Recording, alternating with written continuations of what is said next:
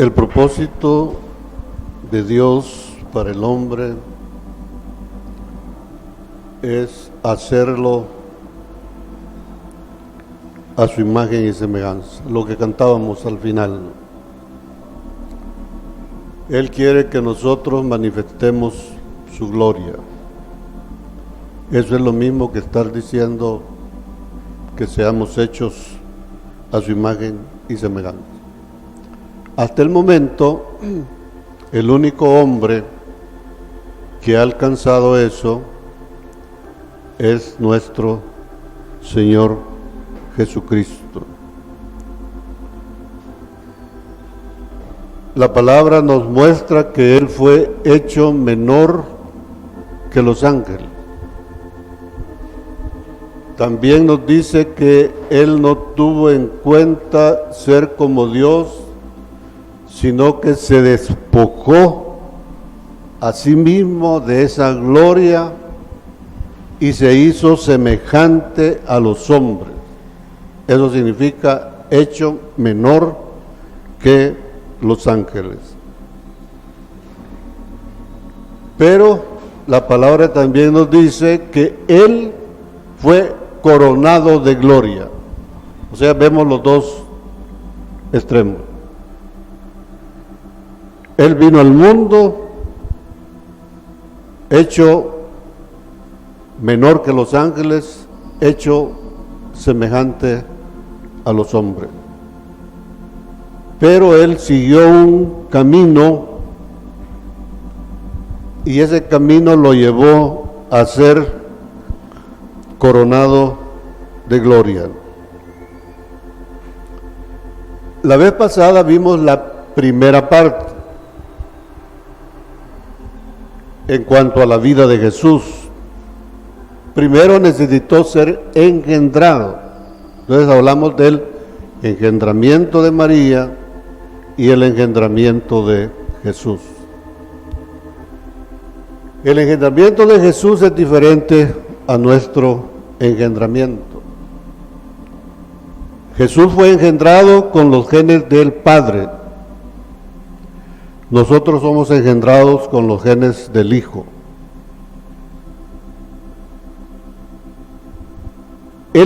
Jesús fue engendrado desde el momento de la concepción. Yo fui engendrado cuando tenía 35 años. Otro podrá tener 15, 10, 5. O sea, ya habíamos avanzado cuando fuimos engendrados. O sea, ahí hay una diferencia. El Señor Jesús fue engendrado desde el momento de la concepción. Pero a partir de ahí, una vez engendrado tanto uno como el otro, el proceso es exactamente el mismo. Y el Señor Jesús, a través de su vida, nos muestra ese camino, ¿no? Después de que Él nació,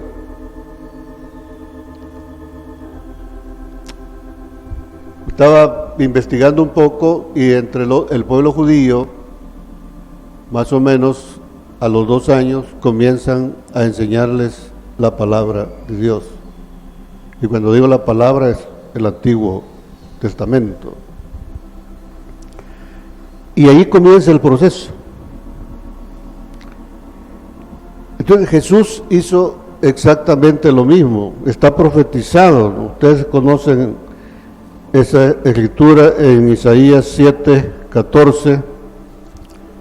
Dice: por tanto, el Señor mismo os dará señal, he aquí que la Virgen concebirá y dará a luz un hijo y llamará su nombre Emmanuel, Jesucristo. Ese niño, cuando nació,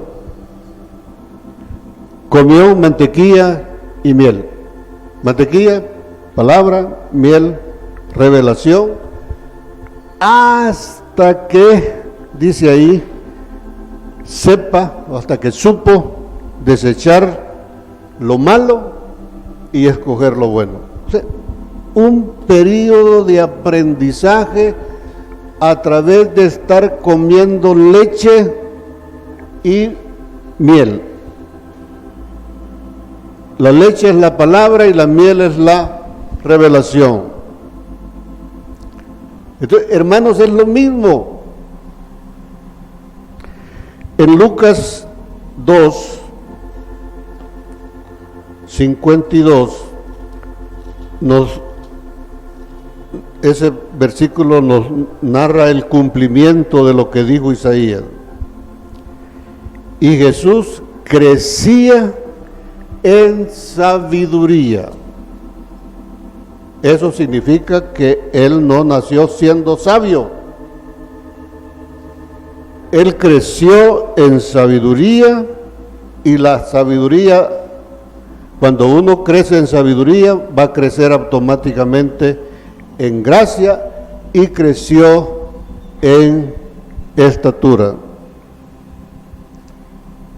Entonces Él nos pide lo mismo. Fíjense, Él fue hecho menor que los ángeles, fue engendrado, comenzó a estudiar la palabra para crecer en sabiduría, en gracia y en estatura. Y entonces Él nos pide a nosotros lo mismo. Nosotros fuimos hechos menor que los ángeles, lo dice Hebreos 2:6. Fuimos engendrados en el momento que lo recibimos. Entonces el siguiente paso es que crezcamos.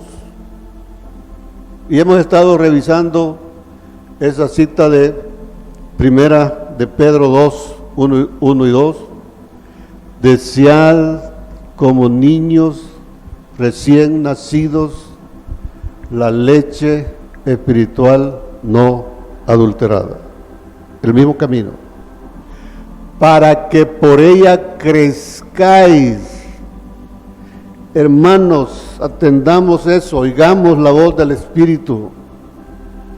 Si no comemos, no crecemos. En lo natural es lo mismo.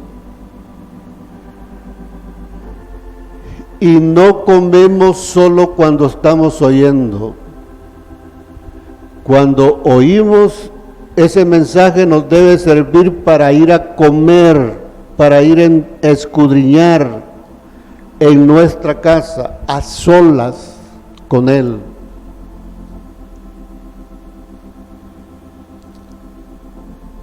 Construyéndole una calzada en la soledad, reunidos con Él, ¿no? Entonces, hermanos, ¿qué más sucedió en nuestro Señor Jesucristo? Vamos a Hebreos 2:10. Hebreos 2:10 dice: porque convenía a aquel por cuya causa son todas las cosas, y por quien todas las cosas subsisten, que habiendo de llevar muchos hijos a la gloria, perfeccionase por aflicciones al autor y de la salvación de ellos. Entonces la meta es ser perfeccionados. Y 2 Timoteo 3:16 dice: toda la escritura es inspirada por Dios, útil para enseñar, para redarguir, para instruir en justicia, a fin de que seamos perfeccionados. Ustedes pueden ver, el Señor Jesús llevó un camino enseñándonos que ese es el camino que nosotros debemos de recorrer. Ya fuimos engendrados. Entonces ahora la idea es que Decíamos como niños la leche espiritual no adulterada, ¿no? ¿Qué más aprendió? O sea, hay que aprender para ser perfeccionado, pero también ahí en Hebreos 5, versículos 7 al 9, dice, y Cristo en los días de su carne, ofreciendo ruegos y súplicas, con gran clamor y lágrimas. ¿Pueden ver eso? Jesús, o sea, en nuestra mente nos han metido que Jesús ya era Dios, que él, o sea, supuestamente él no necesitaría estar haciendo eso, pero sí, hermano, él fue hecho menor que los ángeles y pasó por lo mismo que quiere que nosotros pasemos. Entonces él dice, ofreciendo ruegos y súplicas con gran clamor y lágrimas al que le podía librar de la muerte. Hay que entender eso, porque dice, luego dice, fue oído a causa de su temor reverente. Al final de su ministerio todavía él clamó y dijo, Padre, ¿por qué me has abandonado? Estaba muriendo. Y el clamor era que Dios lo librara de la muerte. Pero estaba muriendo. Y fue oído. Eso significa que Dios lo libró de la muerte. Pero entendamos que hay diferentes tipos de muerte. Ahí estaba muriendo su cuerpo físico, estaban muriendo los pecados de todos nosotros, y fue todavía al infierno, porque era necesario que eso sucediera en él para que él se convirtiera en Salvador de todos nosotros. ¿Cómo? Es porque nos muestra el camino. Pero ojo,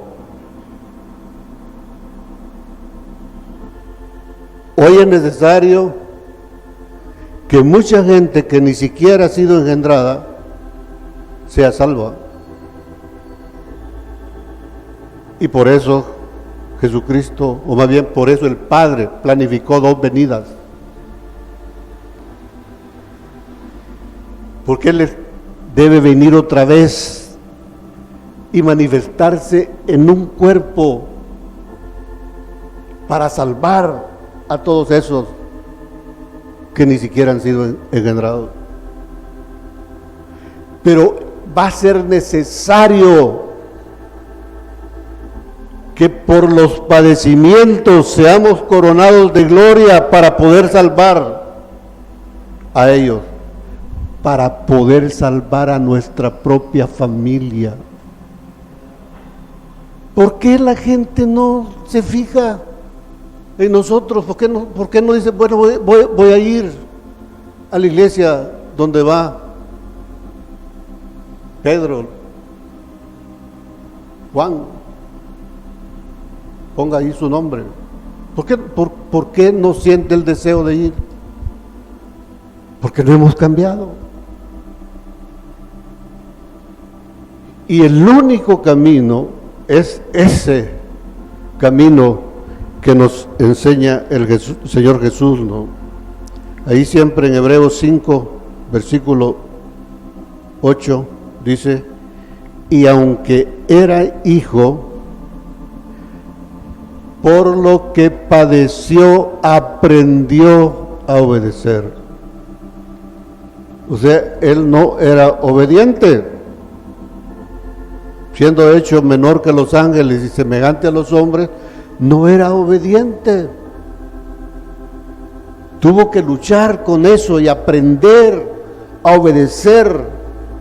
Y se aprende, como cantábamos, se aprende a obedecer por la gracia del Padre. Esa gracia es Él mismo en nosotros. Cristo Jesús, ¿no? Entonces, hermanos, a través de ese proceso, yo lo he simplificado: escudriñar la palabra, ser engendrado, escudriñar la palabra, crecer, padecer para ser perfeccionado. Y al haber hecho eso, él fue declarado Hijo de Dios con poder, fue hecho a la imagen y semejanza de Dios, fue declarado Rey de Reyes y Señor de Señores, sumo sacerdote según el orden de Melquisedec, etcétera, etcétera. Por eso, y hermanos, todo eso está disponible para cada uno de nosotros. Por eso Él dice: yo soy el camino, porque Él nos enseñó el camino. No hay otro. Dicho eso, hermanos, quiero iniciar un nuevo tema.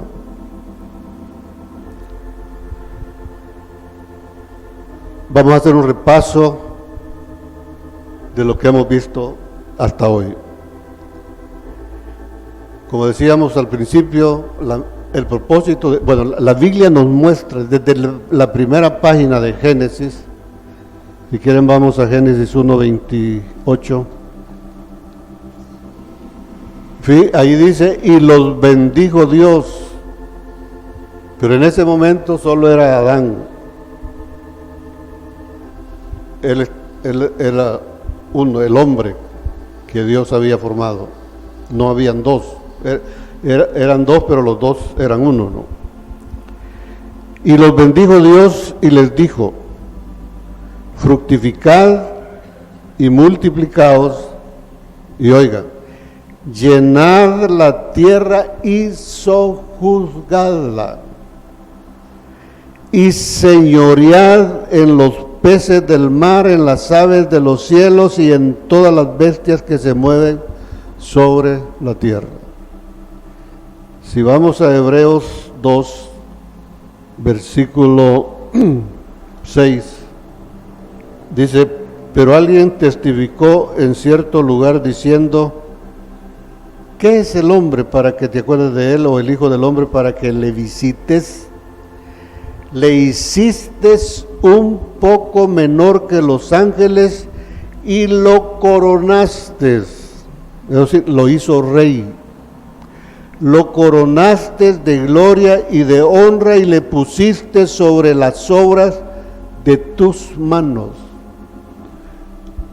Dios lo que nos está diciendo en ese versículo, que su propósito era establecer un reino celestial.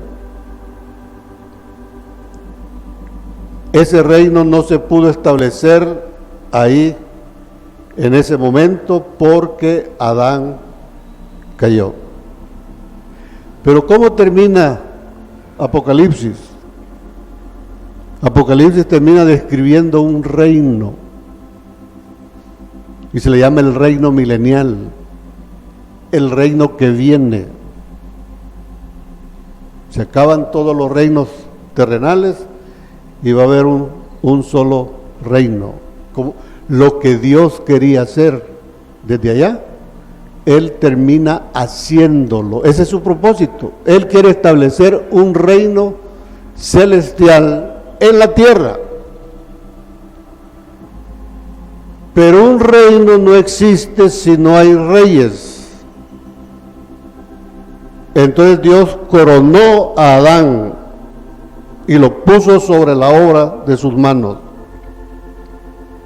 Pero ¿qué pasó con la caída de Adán? Perdió esa autoridad, y esa autoridad le fue dada a Satanás. Hoy Satanás es el que gobierna la tierra por designio de Dios. O sea, gobierna, pero tiene sus límites según la soberanía de Dios, ¿no? Entonces, eso es lo que comenzamos viendo, es las primeras pláticas que tuvimos, ¿no? Entonces, a ese acto de hacer al hombre a su imagen y semejanza, que sea rey, que sea sacerdote, todo, que manifieste la gloria de Dios, que hacerlo como Él, para hacer eso, Él diseñó un plan. O sea, el propósito es el reino, pero el reino necesita reyes, entonces necesita ser reyes. A Moisés le dijo que su pueblo es un pueblo especial y que si ese pueblo oye la voz de Dios y hace lo que Él dice, ustedes me serán a mí un reino de sacerdotes. Es lo que quiere Él. A ese hecho de hacer al hombre a su imagen y semejanza, en el lenguaje de Dios, Él le llama hacer la obra, hacer su obra. O sea, la obra no es el reino. En el lenguaje de Dios le llama la obra a el hecho de hacernos a su imagen y semejanza. Filipenses 1:6 dice, estando persuadido de esto, que el que comenzó la obra en ti la va a terminar. Es la obra que Él quiere hacer en cada uno de nosotros. Y eso tarda 7 días. 7 días. Pero en ese plan de hacer al hombre a su imagen y semejanza, Él decidió en su soberanía que iban a hacer en 2 pasos. Vamos a 1 Corintios 15, estoy haciendo un repaso. 1 Corintios 15, 45 al 47. Dice, así también está escrito, fue hecho el primer hombre, Adán, alma viviente. El postrer Adán, la meta, lo que él quiere, es espíritu vivificante. Primero, Adán, y luego ese Adán debería de convertirse en uno espiritual, en un hombre espiritual. Pero luego define ahí, lo espiritual no es lo primero, sino lo animal. Primero es, allá en el 45 dice, fue hecho el primer Adán, alma viviente, el postrer Adán espíritu vivificante, mas lo espiritual no es primero, sino lo animal, luego lo espiritual. El primer hombre de la tierra terrenal, el segundo hombre que es el Señor, es del cielo. Pero captemos el plan. Primero el hombre es terrenal, así lo diseñó.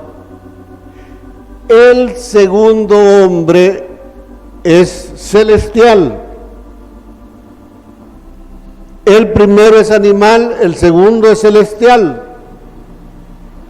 Entonces Él quiere hacer una transformación, llevarnos de lo terrenal a lo celestial. Y entonces tendríamos la imagen y semejanza de Dios.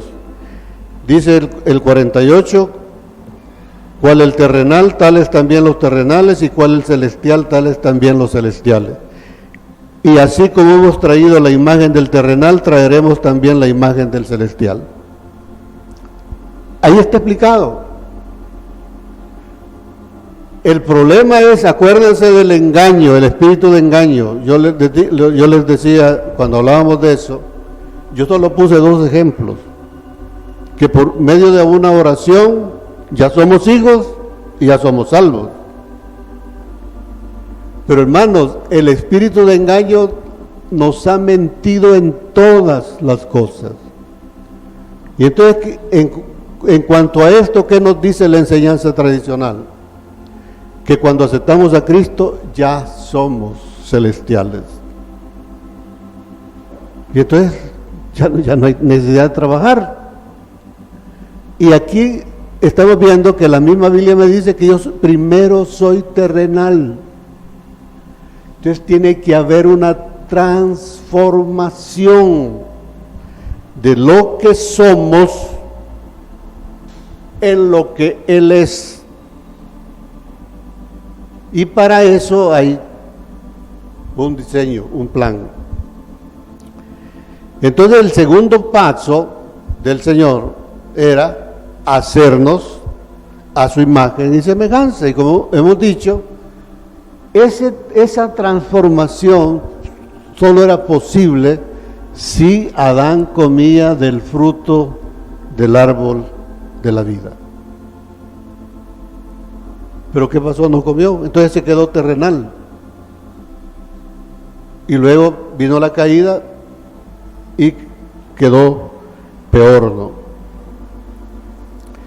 Como parte de ese plan estaba el hecho de que Adán debería ser tentado por Satanás. Por eso, cuando Dios expulsó a Luzbel y lo convirtió en Satanás, lo mandó al mismo lugar donde iba a formar a Adán, para que lo tentara. ¿Qué pretendía Dios con eso, no? Con eso el Señor nos está diciendo que nos demos cuenta que nosotros, siendo terrenales y carnales, y estamos desnudos de la gloria de Dios, no podemos guardar los mandamientos de Dios. Él me puede dar las leyes que Él quiera. O sea, a Eva le dio una ley. Si comes de esto vas a vivir, si comes de lo otro vas a morir. Es una ley. ¿Pero qué pasó? Fue engañada. ¿Por qué? Porque era terrenal y carnal. El apóstol Pablo en Romanos 8:3 dice, porque lo que era imposible para la ley, por cuanto era débil por la carne. La ley de Dios es débil cuando la enfrentamos a nuestra carnalidad. Por eso el apóstol Pablo dice, el mal que no quiero, eso hago. ¿Por qué? Pues él dice ahí en ese mismo pasaje, yo soy carnal vendido al pecado, dice. Está hablando el apóstol Pablo. Imagínense nosotros.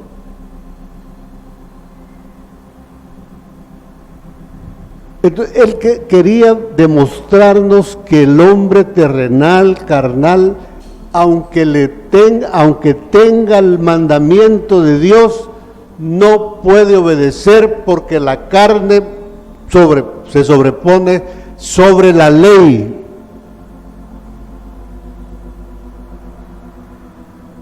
Entonces la ley no funciona. Y por eso el Señor Jesucristo nos da otra lección. Él pasó 30 años estudiando la palabra y fue creciendo. Entonces, a los 30 años, cuando había alcanzado la estatura para ser adoptado hijo, viene otra vez Dios, por medio del Espíritu Santo, lleva a Jesús al desierto para que sea tentado, igual que Adán, el primer Adán. Pero hoy la cosa fue diferente. Él estaba lleno de gracia, Jesús estaba lleno de gracia, y por la gracia podemos obedecer. Entonces, hermano, no confiemos solo en la ley. La ley es buena, es santa, es la que nos lleva a Cristo, pero debemos de entender que la ley no tiene poder sobre la carne. La gracia sí. Entonces debemos de buscar el crecer en gracia. Entonces, si Adán resistía la tentación, Dios iba a terminar su obra y ahí se completaba todo. Pero no fue así, ¿no? Quiero meditar un poco en esto de la tentación. Nosotros vemos la tentación como cuando un amigo, entre comillas, se acerca a nosotros y nos invita a tomar o a consumir alguna droga. Y entonces nos han enseñado que debemos de resistir eso. Ojo, la ley no es suficiente para resistir eso. Podemos usar el dominio propio hasta cierto nivel. Se los digo por experiencia.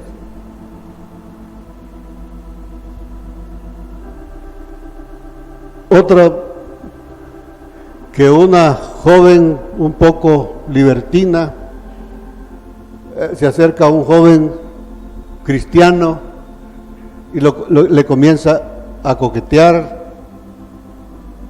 Imagínense que lo toca, le soba la cara y todo. Olvídense, ahí no hay ley que valga. Entonces, hemos visto, nos hemos acostumbrado a ver la tentación de esa manera. Es la invitación a pecar. Pero ojo, si meditamos un poco más en lo que la sombra nos está diciendo, la tentación es mucho más profunda que eso. La tentación de Satanás era lograr que Eva se olvidara del árbol de la vida y que comiera del otro árbol. O sea, la tentación va más allá. O sea, la tentación va dirigida a evitar que los hijos de Dios estudien la palabra. Entonces nos envuelven otras cosas para que estemos entretenidos y nos olvidamos. Entonces, pongamos atención en eso. Cada vez que usted se resiste a estudiar la Biblia, porque no la entiende, cada vez que usted se resiste es porque él le creyó. Y entonces se enfrasca en las otras cosas, en los oficios de la casa, que son muchos. Es cosa seria eso. Y entonces ahí pasan. Estoy ocupado, no me queda tiempo. Pero, hermanos, por experiencia les digo que en la medida que yo he ido conociendo más de la palabra, más creo en él. Entonces, por eso les llamo la atención que la tentación, como se ve allá en la sombra, no es tanto en cometer un pecado, es en la desobediencia del hombre a no comer del árbol de la vida. Entonces, alguien puede ser pecador. Bueno, todos somos pecadores, dice la Biblia que no hay nadie que no peque. No hay un justo ni aún uno entre los hombres. O sea, podemos estar pecando,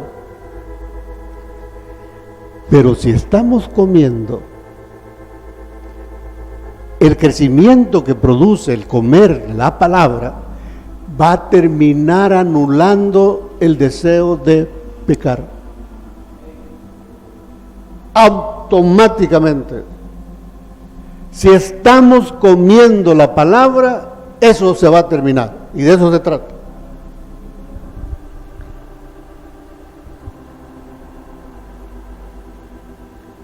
El problema fue que Adán no resistió la tentación y comió del fruto del árbol de la vida. Y lo que Dios le dijo es: si comes del fruto prohibido vas a morir. Pero esa muerte no significa que Adán desapareció. no lo enterraron. O sea, Adán siguió vivo. Entonces, ¿qué es lo que significa esa muerte? Es importante que meditemos en eso, ¿no? Esa muerte significa que Adán fuera expulsado de la presencia de Dios. Eso es muerte. Fue alejado de la vida. O sea, entre más lejos estamos de la vida, hemos dicho, estamos más muertos, aunque estamos vivos. Morir significa dejar de ver a Dios y dejar de oírlo. Estar muerto significa haber perdido la autoridad. A mí cada vez que veo una escena como esta, me acuerdo de esta enseñanza, ¿no? Adán perdió la autoridad que tenía sobre todos los animales. Entonces, yo cuando veo que una mujer da gritos y gritos porque anda un ratón y tal vez la atiende el animalito, pero ¡ay! El grito y una cuca. Cuando andan las moscas ahí en la comida, ¿verdad? Quisiéramos. Yo vi una película que yo creo que no sé. Quizás todos la han visto, el Karate Kid, se llama. Que el maestro del muchacho que está aprendiendo karate, con esos palillos chinos que llevan para comer, podía matar a las moscas. Aunque parezca mentira, eso puede ser, el hombre puede desarrollar esa habilidad, ¿no? Hermanos, no tenemos autoridad, perdimos la autoridad que Dios nos había delegado. Eso es estar muertos. Imagínense, alguien, yo lo viví en mi trabajo. Caí, digamos, en desgracia con el que era mi jefe y me aisló. Yo era el subdirector, pero él llevó a su cuñado a trabajar ahí a la institución, y el cuñado básicamente, él le fue delegando poco a poco la autoridad a él y me la quitó a mí, y llegó el momento en que yo no tenía autoridad para nada. Yo llegaba, me sentaba y prácticamente no hacía nada. Un cero a la izquierda, estaba muerto ahí. Eso es que le quiten la autoridad a uno, ¿no? Pero yo le entregué eso al Señor, y un día, quizás aguanté como 2 meses, y toda esa presión yo nunca se la compartí a mi esposa, y tomé la decisión de retirarme. Eso fue un fin de semana, como ahí por jueves tomé la decisión, dije ya el lunes ya no vengo. Entre jueves y viernes sucedieron cosas, que lo que sucedió fue que mi jefe salió para afuera y yo asumí la jefatura. Así trabaja Dios. Eso sí, ahí sí ahora tenía toda la autoridad. Pero la muerte de Adán es perder la autoridad. Ser vestidos con un cuerpo terrenal como el que tenemos, ¿no? Morir también significa que la simiente de Satanás mora en ese cuerpo. También significa que para que podamos vivir, hoy tenemos que trabajar mucho y ganamos poco. ¿Cuánto se queja la gente, ¿no? Ayer alguien me contaba que una de sus hijas trabaja en una institución y la han ido ascendiendo, pero no le aumentan el salario. O sea, le dan más responsabilidad. ¿Y qué es lo que sucede? Que cuando yo tengo una mayor responsabilidad, si ya no logro las metas, voy para afuera. Y siendo un buen empleado. Entonces, así es el sistema de Satanás. Me obligan a trabajar más de la cuenta, pero no veo el fruto, ¿no? El Señor dice que echamos en saco roto lo que ganamos, ¿no? Morir también significa ser destituido de la gloria de Dios. Perdimos el derecho de ser hechos a la imagen y semejanza, ¿no?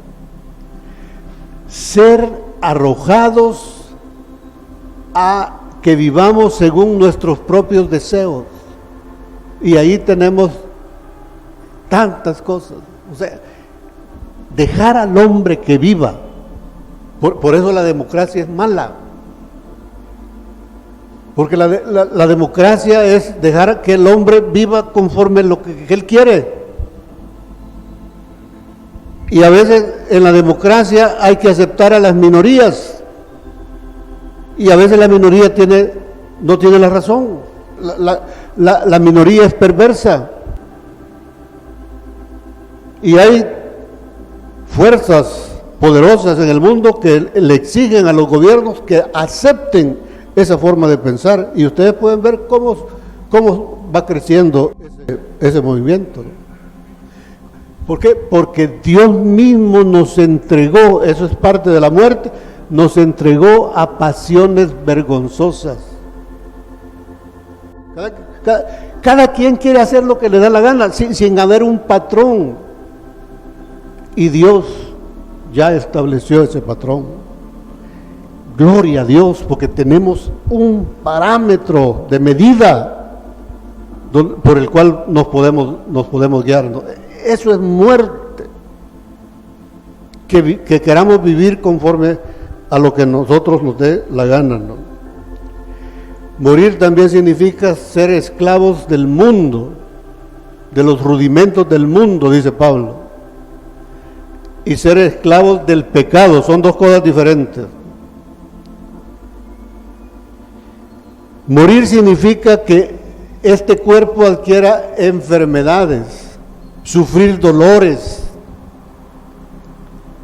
Todo eso es la muerte. Cuando dice vas a morir, no es que muere y que lo entierra. Él queda vivo, pero perdió todo. Como un cero a la izquierda. No tiene ningún valor absolutamente de nada. Se volvió un enemigo de Dios y un hijo de Satanás. Todo eso significa la muerte, ¿no? Hermanos, de ahí venimos.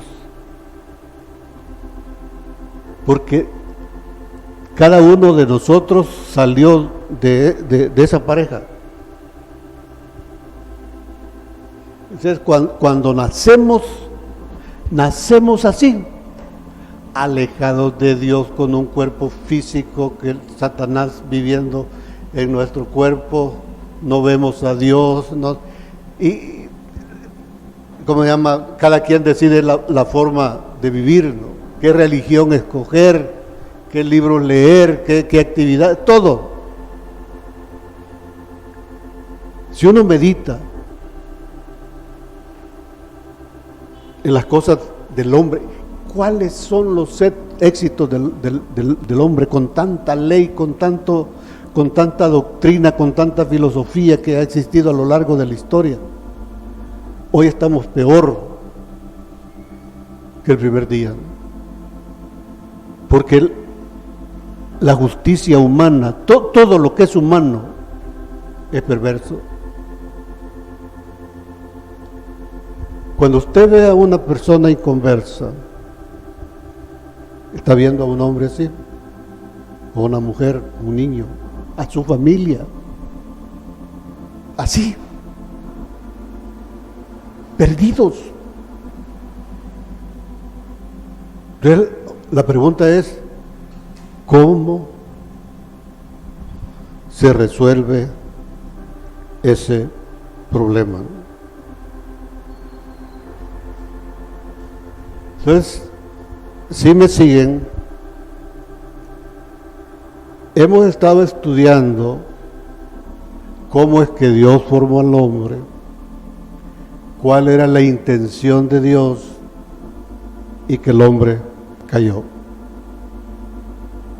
y llegó a esa condición que acabamos de ver. ¿Por qué estoy mencionando esto? Recuerden que el título es Comenzando desde el principio. Nosotros venimos de ahí. Y quiero llevarlos al momento en que recibimos a Cristo, para luego seguir con los siguientes pasos. ¿Cómo es que vamos a ir creciendo?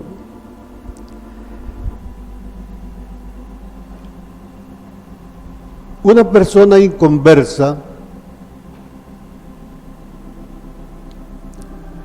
no sabe que tiene ese problema. O sea, una persona inconversa, imaginemos cómo éramos nosotros.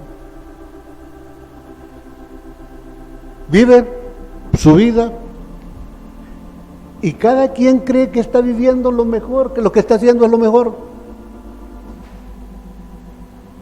Los niños de hijos ladrones, que sus padres son ladrones, nacen en un ambiente y consideran que eso es lo normal y se vuelven ladrones. Hay excepciones, por supuesto, por la misericordia de Dios, pero es lo normal. Una persona inconversa se comporta de esa manera, incluso puede practicar una religión y ahí todavía se siente mucho mejor, porque tiene una religión. Entendamos que para que esa persona salga de ese problema, alguien le tiene que explicar a él eso. Pero el que le explique tiene que saber todo esto de lo que hemos estado hablando. Tiene que saberlo, tiene que saber el momento de compartírselo y cómo se lo va a compartir. Yo quiero que le presten mucha atención a eso, porque es importante. La enseñanza tradicional nos enseña que con solo 3 versículos bíblicos podemos ganar a una persona a Cristo y ya esa persona ya es salvo y es hijo de Dios. Efesios 2:8, Juan 3:16, Romanos 10:9, podemos poner Juan 1:12. Entonces, lo he visto. Recién convertidos les enseñan que se aprendan de memoria esos 4 versículos y se van a la calle a ganar almas.